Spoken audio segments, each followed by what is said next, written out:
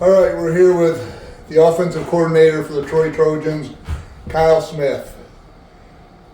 You've been a state champion for almost 2 months now. How's it feel? Well, it feels good enough. I hope we can figure out a way to do it again. It's a surreal feeling, and every time you stop thinking about it, you run into people in town or run into somebody you never met, and they bring it up, and you almost can't go anywhere without if you wear something Troy, then they see it and they get asking, and it's a pretty good problem to have, huh? It's a good problem to have. Yeah, it is. It's a real good problem to have. Yep. So now that you're the state champs and you digested that, how's it look going forward into the 2025 season? Well, I mean, we had, like my brother had said, we have several sophomores that played in the state finals, a handful of juniors. Our junior high team went undefeated. Our JV team, I think, lost one game to Jersey Shore, which is a much bigger school than us, and maybe their only second loss in 2 years. One was to Southern Columbia. So there's a lot of kids that are coming, and the first 12 weeks, 10 weeks, a lot of kids got a lot of playing time, like in the second half. So I think there's a bright future, and there's 100 kids playing in the Pee Wee level that has sparked a big interest. Mm-hmm. And even if you get 50% of them, that's still a great deal. Like that's a great number to have at the size school that you have. Yeah, you look at, like, say 100 kids and say 5 classes, that's a lot. We're only getting 35 to 40 come out in 4 classes. Mm-hmm. And doing what we're doing. So, like, if you can, it'd be nice to have 60 kids. Mm-hmm. Just for practice and injuries. For so many reasons. Yeah. A lot of reasons. But yeah, I mean, I think there's a bright future. Like I said, the junior high is Coach Shooker and Jamie Banks and Dibble and Parks. They're down there, very successful, winning. And like I said, they went undefeated this year, and they had some really big kids. Actually, I run into somebody the other day, and they're like, "How many of those kids are going to graduate at 19? Like those 8th graders are big." And I don't think any, but they got big, strong kids that are coming up through, and some of them have older brothers playing on the team, and I think it's a real bright future. A question I get asked a lot by my inner sanction of nerds is, Jimmy stands on top of the press box and you're on the field calling the game. Would you like to elaborate to the people watching how that dynamic works? Well, Jimmy needs to be up where he can see everything. I like he's kind of like the puppet master up there. Like, there's sometimes he's not as involved as you'd think, and there's sometimes he's involved in the whole thing. Like, he does give a lot of leeway to all the coaches. Like, he trusts every one of us. I mean, I think everybody on our staff has got a head coach type of mindset. Mm-hmm. Coach Millard, he gives him the reign of defense, and as far as offense goes, he'll tell me, he'll say, get in a rhythm, start calling plays. If I see something, I'll let you know. And as far as that goes, like Coach Hammerman, and people don't know this, but like he sits back and he's watching the whole thing. He doesn't say much, but when he does, you better be listening. You bet. Yes, and it'll be things like, "Are you ready to score?" And what do you got? Well, let's do this, and we'll score. And in the playoffs particularly against Riverside, we were at a 3rd and long, and I'm not a 3rd and long type of guy. Like, I like 1st and 10, 2nd and 6, 3rd and 2, 4th and 1. Mm-hmm. You know what I'm doing. We're going ignorant, and my brother's the same way. But when it comes down to looking for a big play, Coach Hammerman is like, I can't remember what it was, but he was like, 5 of 6 in the playoffs for like touchdowns. One was against Central Clarion in the finals. It was I think it was our second score. It was 6-3, and we were at a 4th and 13. We had a holding call, I believe, that stalled the drive, and Jimmy says, "Well, Kyle, tell Ammerman to come up with something." So Ammerman says, "Well, let's do this." And we called this play. He called this play, told Evan, and Jimmy goes, "Gosh, I don't like it." I said, "Well, what don't you like about it?" He goes, "Well, I don't like the short patterns." And he goes, "We need 13 yards." And Ammerman took his mic down. He says, "That's because he's going to hit Gillen down the post corner for a touchdown." And I'll be damned, he did. And but he sits back and watches that, and that's his part of the offense. And he's like the big play guru. He is, and I think that's what makes like our staff so special. Is like there's a lot of like a free range. Like you look at a lot of these staffs, and there's one guy running the show, and Jimmy trusts every one of us. Like Coach Diak does the D-backs, and you got Dan Tucker who came in. Like he does the linebackers, and like everybody's got input. And sometimes the line, like Evan comes over every play, and I'm giving him plays or Ryan or whatever, and he'll say, "Hey, the line says this, we should run this." And when the line says we should run, A, B, or C, then we better run it. Well, yeah, because they got the boots on the ground and the eyeballs out there, so you better listen to them guys because they're the ones in direct contact. Yeah, oh yeah, and we get a lot of, like, sometimes you hear, get slack, or why do you make your quarterback run over the sidelines every play? And what people don't understand is we're having these mini conversations. Every play, me and Evan and Ammerman, and then me and Ammerman in between the plays, and Evan's coming over and says, we need to do this. Or we were in Lock Haven, for instance, and I think it was the second half, first series, and Evan come over to me and he said, "Coach, if we get back in that formation we were just in, and we run, we have a I'm not going to get specific with the gameplay, but it's like a kick out. Our fullback kicks out a certain defender, and if we come out in that formation, run this, it's a touchdown." I said, "Go run it." My brother says, "What'd you call?" I said, Evan wants to run this, and so he went out there, he handed the ball off, turned around, stuck his finger in the air, and turned around and pointed at Coach Ammerman and I, and we just laughed because like that was him. So like that's why he does, he comes to the sidelines and stuff. And my brother has to see the whole field. Like we get it all the time. Like, why is he in the booth? Well, he has to see the whole field. But it's funny, out of all the teams, I think I've seen 27 games this year. And out of 27 games, Troy's the only one with a head coach that's not on the sideline. And I think that's very unique, and it obviously works for you. So yeah, we always have this joke when he'll say, "All right, I'm coming down." Like that usually means the game's over. And sometimes on the sidelines, we're not feeling that warm and fuzzy feeling. Not quite yet. and we're like, "No, stay up there for a little bit longer." We had this.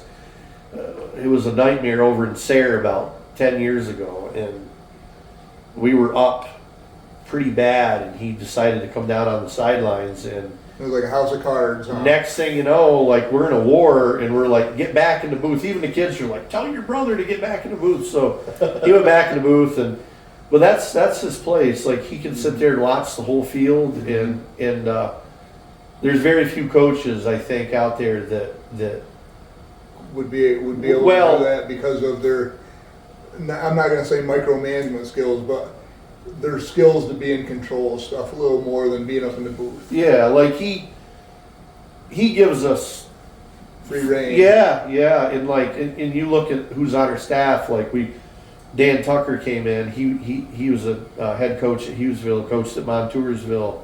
That's a huge pickup for you. Yeah, huge. Like we didn't know him, really per se coming in, and like he's just like us. Like he's the same person. Like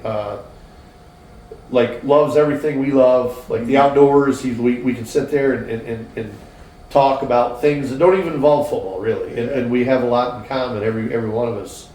And like Coach Imp, like he played college level football. His kids played college Division I football. Like he's another one. Like he's a head coach mind. Like Coach Spiak is he was a head wrestling coach, you know, and he filled in for.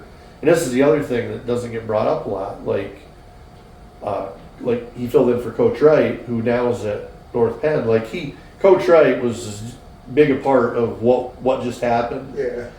He was here up till this past year, and Spiak, you know, he took over his job, and but he's another one. Like there's a whole bunch of us that, you know, and that opens the door to another question. Like the guy in Montgomery, he's part of an old part of the Troy hierarchy. Coach Tice. I work with him every day.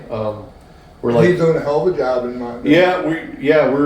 We're best friends. Like he's like me and my brother, and you know, he went down there and you know, he had a rough first year, but he took it over with, you know, he was handed, you know, a vehicle with no wheels, and he had to somehow assemble this thing to. And he did a hell of a job. Like this year, what they win 7, 8 games? Yeah, I think he won 7 maybe. But I was talking to him the other day.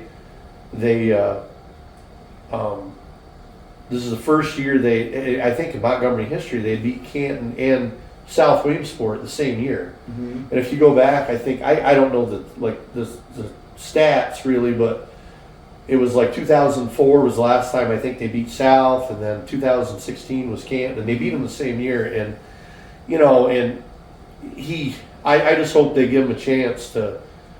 We said when he left and went down there he's going to take the job. We knew that if they gave him 3 years, he's going to win a district title. He's going to win a district title next year. I believe.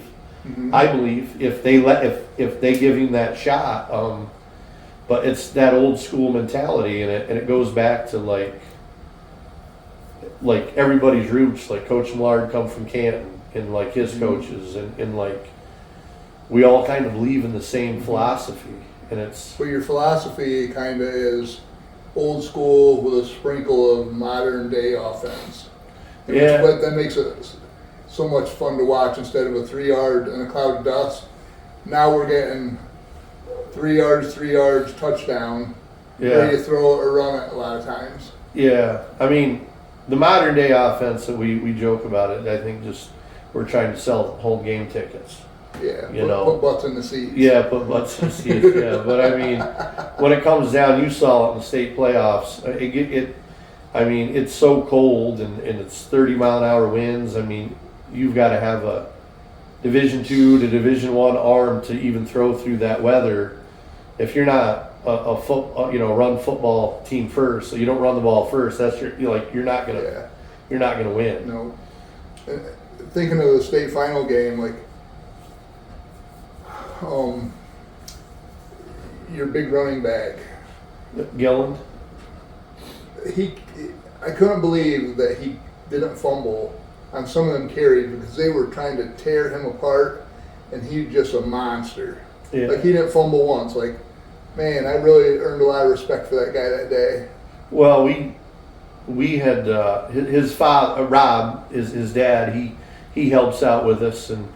When he can get there, like out of work and stuff, and we were playing Central Mountain in some of these games, and late in the season, and Brendan would have like 2 carries for 2 touchdowns, or 3 carries and 2 touchdowns, there was one game I think he had 1 carry, and Rob would come up and nudge me and go, "Hey, Brendan's only got the ball 1 time," just joking, you know.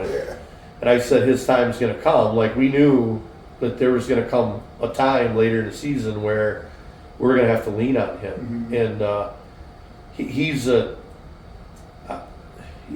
a different level. You know, he just is. I mean, you saw him on defense, on offense, and on defense, he's an animal. And then like week 13, 14, 15, 16, he turned into a major animal on offense. Yeah. Because up until then, I don't think you guys really needed to utilize him that much. No, and like But when you did, you could lean on him and say, "Here you go, bud." Yeah, you have 35 kids, right? And you don't have much depth, and so he's a kid again that you could have, we could have rode him all the way through the season. He could have had 4,000 yards. Mm-hmm. My nephew Mason, I think, is another one. Like he could have had crazy numbers. Evan Woodward, who probably had the best pass efficiency in the state, could have had even bigger numbers. But we in Lincoln Kimmicks.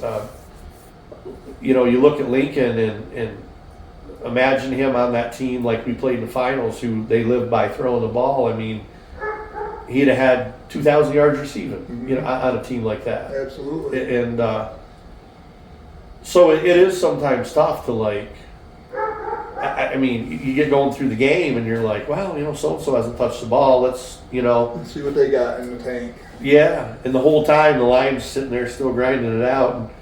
And people forget about them, Yep. But if you could go back and watch some of the Central Clarion games, like the last 4 games that led up to the state final, you could probably see that they tore the ball out of a lot of running backs' hands, because I don't know how Gillen held the ball a lot of them times. Like, you can watch the game video and it's just amazing that he does not fumble. It's just like, you see when he gets first contact, 2 hands are on the ball. And, and from there, it was like he was fighting for an extra yard or 2 with 2 hands on the ball, and he'd fall forward. And he contorted his body, and he paid for it for a week or 2 afterward because he was sore. And we joke about it, and we put it in the video and stuff. But man, I tell you what, he earned that state title, and so everybody did. Yeah. Not just him, but to see him in pain. Because somebody snuck a video in there of him being in pain, so it's kind of comical, but it's kind of like what Troy football is. Yeah, well, it is. I mean, and not just him, like everybody, like we were talking about before the camera rolled. There's a lot of players that don't get their name on the speaker much. No, but they're huge complimentary players, and they made big contributions throughout the year to get you guys where you were at. Yeah, no, there's no doubt, and we've always said it, and like everything starts on the line of scrimmage, and and I'm going to be partial by saying this, but I truly believe that our line, our offensive line, our defensive line, I'd probably put money on it that they probably hit the sled more than anybody. Mm-hmm. Like anybody. And there's times where we're not down there with Joe and some of the line coaches, and it's the beginning of August, and they're down there hitting the sled. And you play Central Clarion, who they outweigh you 30 pounds a man up front, and you see somebody like Camden Coyle, who's 215, 210, and he's taken an Army recruit that's 325 pounds and getting on their shoulder pads and driving him 10 yards. That's state of mind. That's not that's just toughness, and that starts with with Coach Millard and in our culture. It's and that takes us into the next thing. You guys have built a culture, like you were talking about the junior high, the JVs, and the midget football. The culture starts very young, and now it's starting to work its way through. So now you can not rebuild, you can just reload, so to speak. I hope that's the case. I hope that continues. The whole thing is the weight room. I think my brother and Coach Millard, they spend endless hours in the weight room and opening it, and not only for football players, but those two are in there for a lot of track and field people, or softball or basketball or whoever. They're always the ones in there basically watching over that, and I think a lot of what we've done, like especially this last year, well, several years, like was done in all the months before, lifting and working, working hard, And like we watched a video before we got on here. The crowd that you had at the state finals was just like, I've been to probably 10 or 12 state finals, like, and watch all 6 games for 10, 12 years. I've never quite seen a crowd that big from a AA team. Yeah. Well, what was funny is my brother like pulled all of his coaches in before that game, and he says, guys, he said, like, this is a once in a lifetime, and like, I don't want you to get caught up in the washing machine. I want you to take it all in and enjoy this moment because we earned it. Mm-hmm. And what I was telling you before we started talking is that game felt like to me it lasted 20 minutes. Mm-hmm. Like we started, and then there was a few plays I remember looking back, and then it's over. Mm-hmm. And I was like, where'd it go? And the funny part of that is after the game, I'm going into the locker room and I'm going through all my text messages from people, and Coach Tucker, who the new guy, he's sitting in a chair, and Coach Tucker, you're the new guy. He's the new guy. He's a great guy. He's a great dude. He's a business guy. Well, I'll tell you what, he was a big part of, like, we've been around all these kids, like my brother and Joe, they have kids that have played all the way up through, and they're all friends playing together, so they get used to all of us. Mm-hmm. We've been around forever, and Coach Tucker come in, and he was kind of like the drill instructor. Well, yeah, like he's very militant in what he says and does, and there's no bullcrap with him, and he was a huge part of some of the kids. I believe like he got a lot out of them. Mm-hmm. That, and he knows the game real well. But anyway, he's sitting in the locker room in a chair, and we walked in, and our Coach McClure, who we brought on to help the kicking coach, comes in, and he said something to Coach Tucker, and Tucker says, I should have listened to Jimmy. I got caught up in a washing machine. I didn't enjoy it. Like, not that he didn't enjoy any of it, but like it was so easy to do. You get, you look at all the surroundings, and you get lost in the moment. And that's like we were watching the video before we came on, and it brought tears to both our eyes. Oh yeah. Like a lot of that stuff you probably don't remember because you're in the heat of the moment. Yeah. But to look back at it now, man, it really has some lasting longevity that will stick with you for the rest of your lives. It's like I was telling you before, other than like, other than my kid being born and seeing her take her first breath, like that was probably the single most greatest moment I've ever been a part of. Yeah. Like just because of the whole entirety of it, and if you didn't think if you didn't see there was something spiritual going on that day, then God help you. You had your eyes closed. You had your eyes closed because like it was incredible to be a part of, and to see the whole community come together, and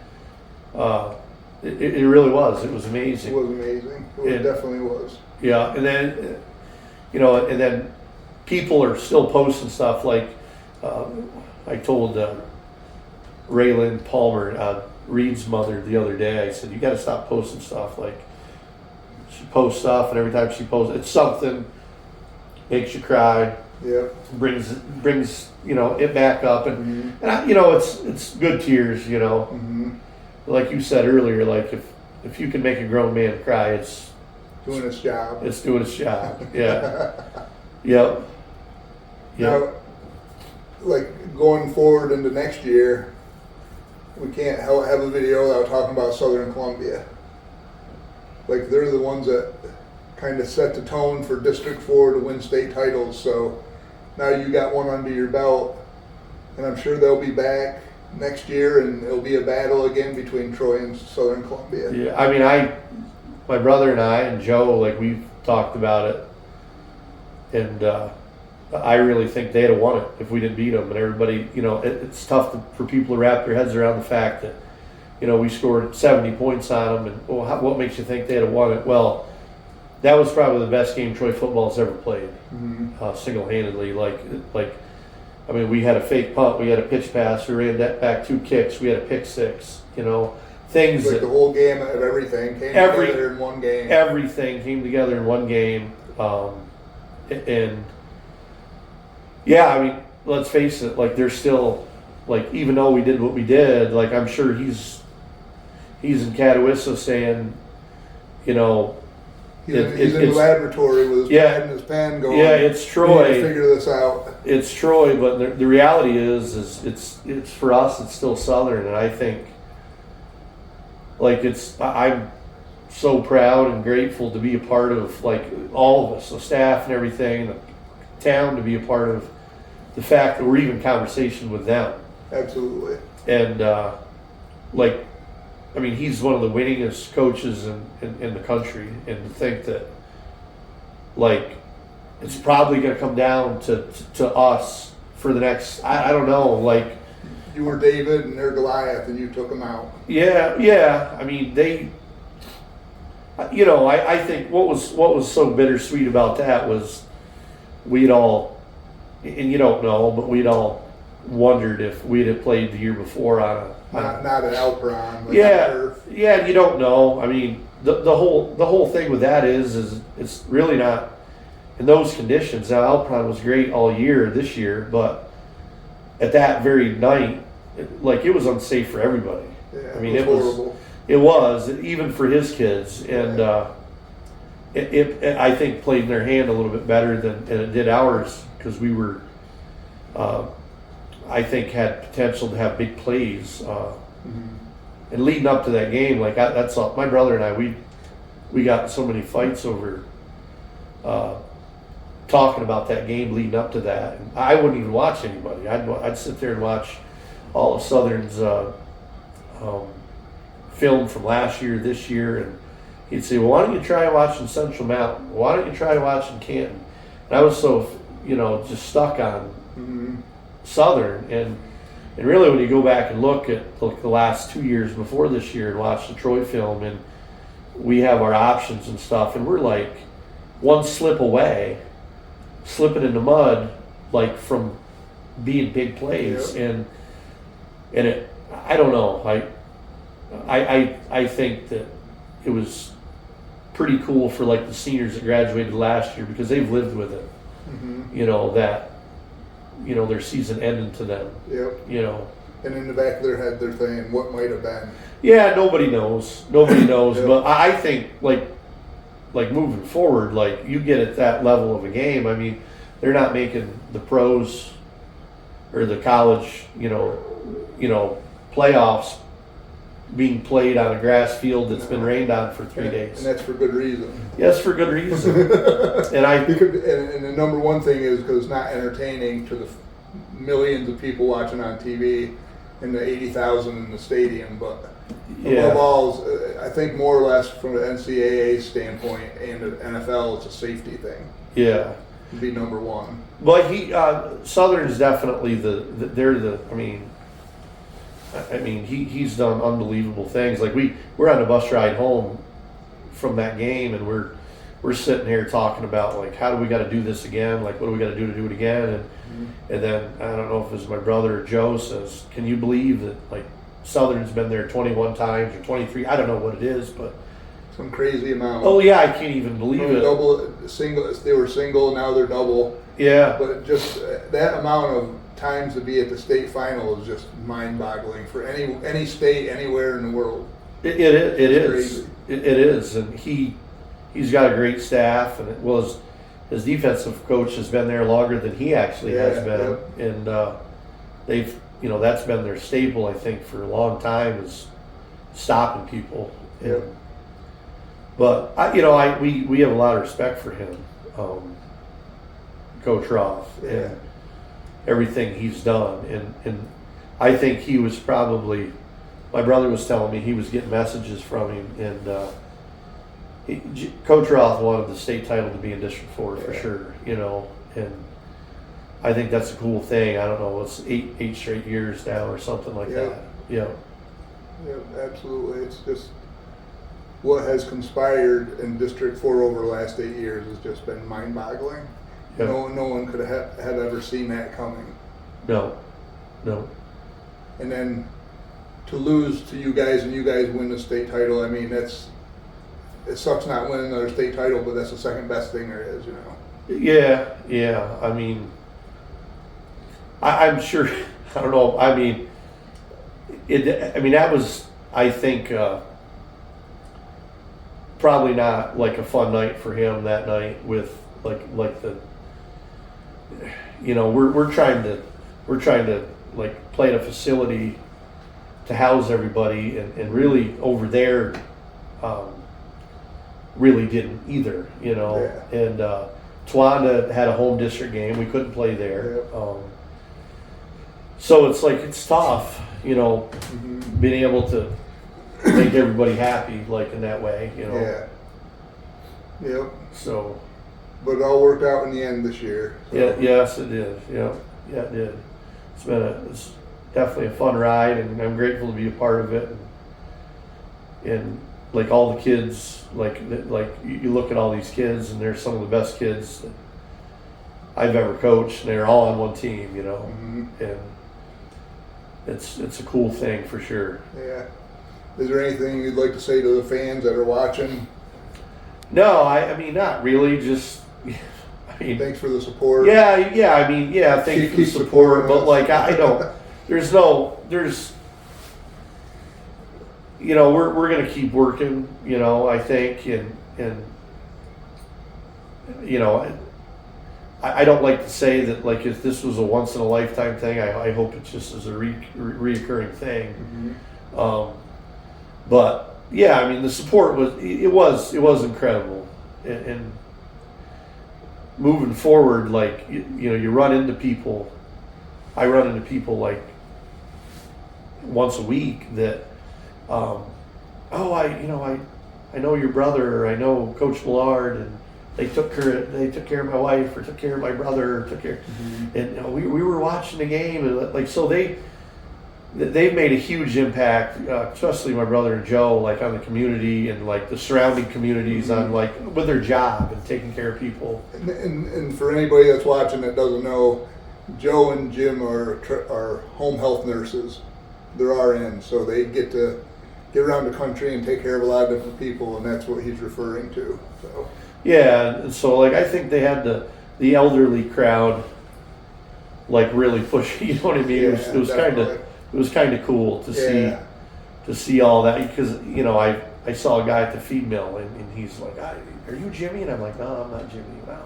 And I thought he says, "You took care of my brother." I said, "I don't think I took care of your brother, but we watched the game, and so it's a cool thing, you know, all that."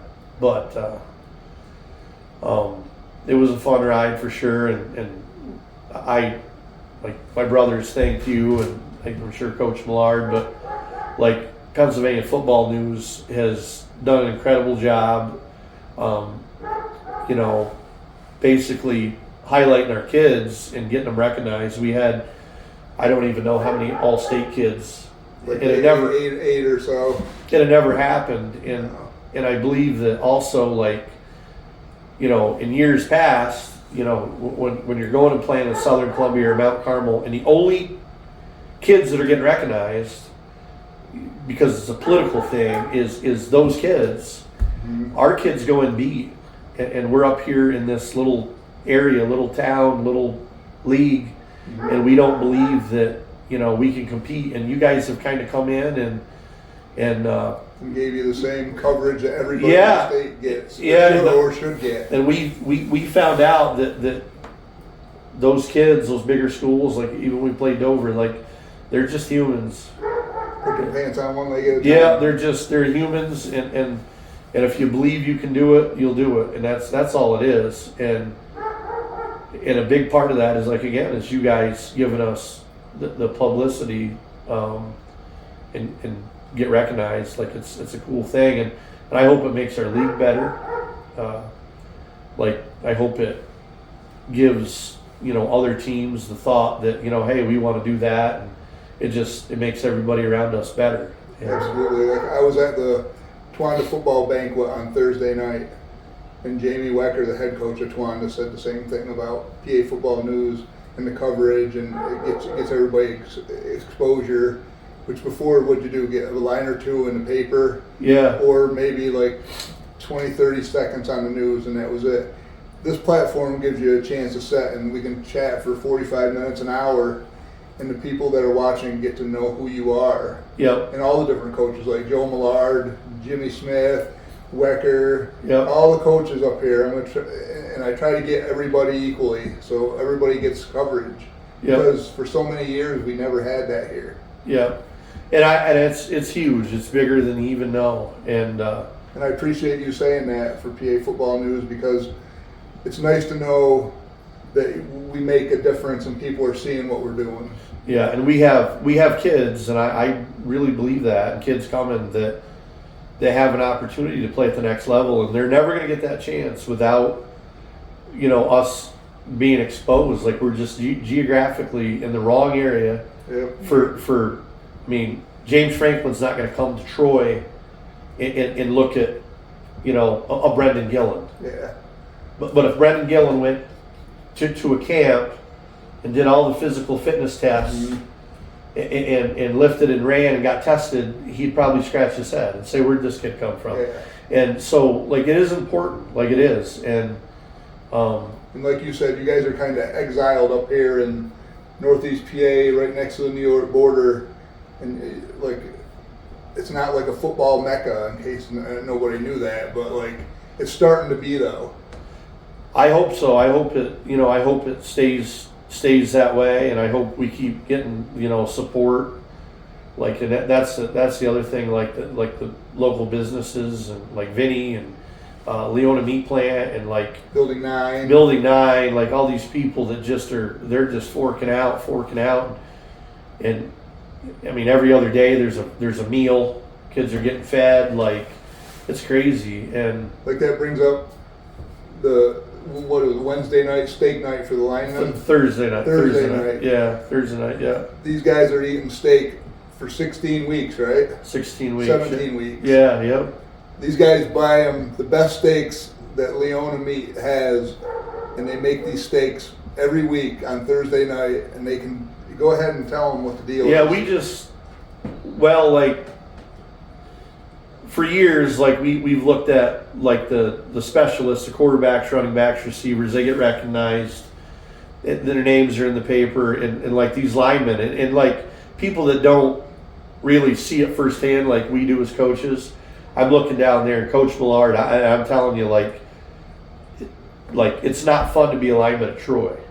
How there's a lot of pride in it when it's done. Mm-hmm. And you see when they break down with brotherhood, and I'm telling you, it's like a boot camp, and we have some of the toughest kids up front year in and year out because of how hard they work, but their names are never in the paper. So I had made this rule that if we had started rushing for 350 yards a game, I'd feed them steak every Thursday. Well, it turned out where we'd run back a couple kicks and a couple punts and a pick six, and we never have a chance to really be on offense a lot. And I said, well, this linemen are kind of missing out here. So I just basically said, if you win the battle up front every week, I'll buy you guys steak. And for 16 weeks, I think the Touchdown Club bought steak a couple times, and then I did. And John Estep, a local business owner, he bought, and the Feldmeyers and some of the parents would make the sides, and these kids would eat. And it's incredible. Well, Reed Palmer, he's one. He come into camp at 235, and I think at the end of football was 250. All steak fed. Huh? He was gaining. Yeah, it's. But those kids get recognized, and they get put first in that way. And every week they would have a guest player. They'd pick a freshman or a running back, anybody, to come and eat steak with them. And it's a cool thing. It's a cool tradition. And they do that just to let the other side see how the other side lives. Yeah. Yeah. You get the touchdowns, we get the steak. Yeah, that's basically how that goes. But those kids, they look forward to it. We'd have Thursday night practices, we might be having a bad practice or something, and you'd hear Easton Terryberry say, "Oh, tonight's state night." Oh, that makes everything better, Oh yeah. So, yeah, it's a cool thing, and the kids really enjoy it. It's become an expensive venture for somebody. Yeah, it is, but it's worth it. It's worth it. I think I still owe them one. I promised them, but I think they paid off this year. It paid. It paid off. It did. It paid off. But yeah, it's a lot of fun. That part definitely is. So for anybody that doesn't know, this is Kyle Smith, the notorious Kyle Smith, the offensive coordinator, the guy that calls the plays for Troy. Some of them. And I've been trying to get an interview with him for the whole year, and here we are in end of January, and he finally gives some time to us to get to sit down and get to know him a little bit, and we really appreciate that because there's a lot of people that probably have no idea who you even are. Yeah, well, it's funny because like during the state game, we like rewatched it. And they kept zooming in on me and calling him Coach Jim Smith. Calling me Coach Jim Smith. You're the next best thing. Yeah, well, I told somebody the other day. They're like, what was that all about? I can't remember who I told. They said, well, my brother was sick. He didn't even come out until at the end of the game, so I had to. I was his his double. I played his double to the doppelganger. Yeah.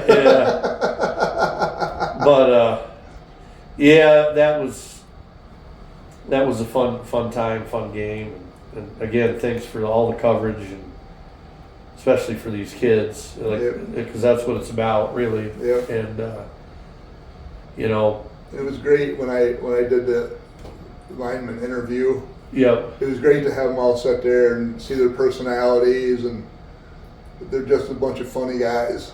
Yeah, and it's funny to have a conversation with them, and some of them say, "Well, people don't even know I play football." Like, my mind was blown. Like, I don't even know how that's even possible in a small town community like we live. Yeah.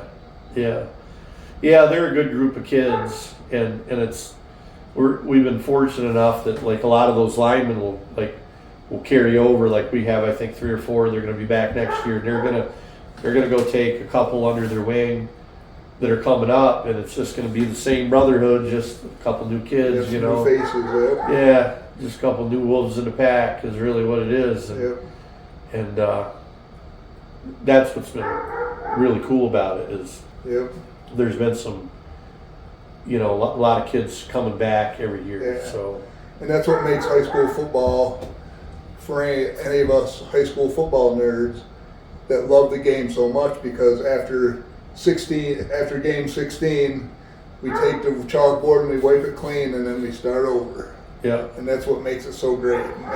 High school football is the greatest sport ever. Yeah. Well, there's. My grandfather said one time, there's 2 things that bring a small town together, and one of them's a tragedy, which none of us, like, obviously, and then the other one is high school football, and we saw that this year. It was amazing, like to see. You've seen your share of both of them. Oh yeah, we have. Unfortunately. Yeah, we have. Yeah, but to see that many people at our local sale barn, and my brother got up and talked, and like how we kept it together is like, it's crazy. People that you haven't seen all year, are there. It's just it was an unbelievable sight to see, really. And to see the community stand up and be behind you guys is just and if you don't live in a small community like we do, you probably don't understand. But when you live in a small community and you see all these people come and just celebrate your victory, it just gives me goosebumps talking about it. Yeah, and if our world like lived that way as a whole, like the way, say, our community followed like these kids, like we'd live in a perfect place. Yep. And it's not that way. Like there's so much inner fight and everything everywhere you go, but like that's why high school football is so pure and so true. It's the most real thing. Yep. And what they did, not only for Troy but this whole area, is they gave a little bit of hope. Absolutely. You know, a that little light at the end of the tunnel. Yeah, they gave a little bit of hope that maybe this world isn't so bad. You know, and we could all get along and figure it out. And Yep. but that's what's cool about it, is those kids did that. Yep. So. Well, for PA football news, I appreciate your time, Kyle. Well, thank you. We'll hope to see you again next year at this time. Hopefully a little sooner. Yeah, well, we'll see. We'll see. Well, thanks a lot, and again, thank you, PA Football News, for all you guys do, and for not just us, but the whole area, and this area needs recognized. Yep. All right. Thanks, buddy. Thank you. Good talking. Yep.